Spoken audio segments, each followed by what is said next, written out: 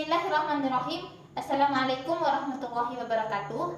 Perkenalkan, nama saya Miftahur Rahmah dengan NIM 201066093. Jurusan Pendidikan Guru Madrasah Ibtidaiyah, Fakultas Tarbiyah dan Keguruan di Universitas Islam Negeri Mataram. Di sini saya akan memenuhi ujian tengah semester mata kuliah Sejarah dan Kebudayaan Islam dengan dosen pengampu Ibu Amalia Taufik MPD. Dan di sini saya akan menceritakan mengenai sejarah perjuangan Rasulullah dalam berdakwah dan kaitannya dengan pendiri Mekah dan Madinah. Langsung saja ke videonya. Perjalanan dakwah Nabi Muhammad SAW tentu jauh dari kata mulus. Banyak rintangan dan cobaan yang Rasulullah SAW lalui selama berdakwah. Bahkan penolakan berupa hinaan dan celaan dari kafir Quraisy kerap dia dapatkan. Namun, semua itu dilalui Rasulullah dengan sabar dan tawakal. Rasulullah berdakwah selama 23 tahun sampai pada akhir hayatnya. Dari 23 tahun masa kerasulannya, 13 tahun beliau habiskan dengan Rasulullah dengan berdakwah di kota kelahirannya Mekah. Sedangkan 10 tahun sisanya dihabiskan dengan berdakwah di kota Madinah. Dalam 3 tahun awal masa dakwahnya di Mekah, Rasulullah berdakwah dengan cara sembunyi-sembunyi. Ia mendakwahi orang-orang terdekat yang diyakini bisa merahasiakan pesan yang dibawanya.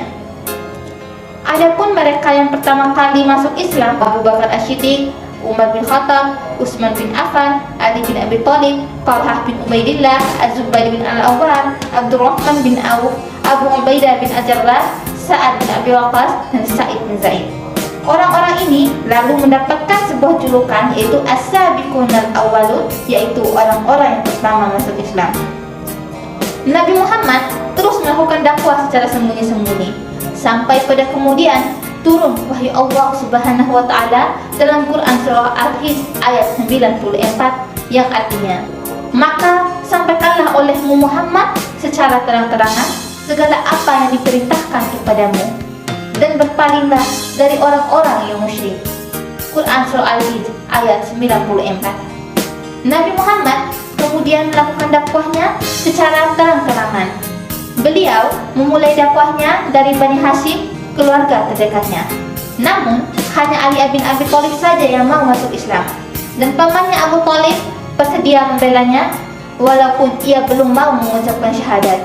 Banyak kafir Quraisy yang menentang ajaran Nabi Muhammad SAW, termasuk paman Nabi sendiri, yaitu Abu Lahab. Mereka melakukan segala cara untuk menolak ajaran yang dibawa. Bahkan mereka berencana untuk membunuh Nabi Muhammad SAW. Hingga akhirnya turun perintah Allah untuk hijrah ke negeri Habasyah, di mana ada seorang raja yang adil di sana. Raja itu terbukti tidak akan membiarkan rakyatnya ditindas dan dianiaya. Namun, kemudian turun lagi perintah Allah untuk hijrah ke kota Madinah. Rasulullah beserta para sahabatnya hijrah ke Madinah dan membangun Masjid Quba.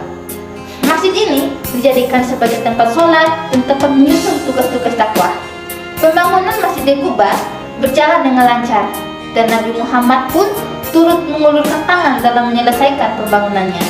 Rasulullah berdakwah sampai akhir hayatnya, hingga akhirnya Rasulullah wafat pada hari Senin 12 Rabiul Awal tahun 11 Hijriah di usianya yang ke-63 tahun.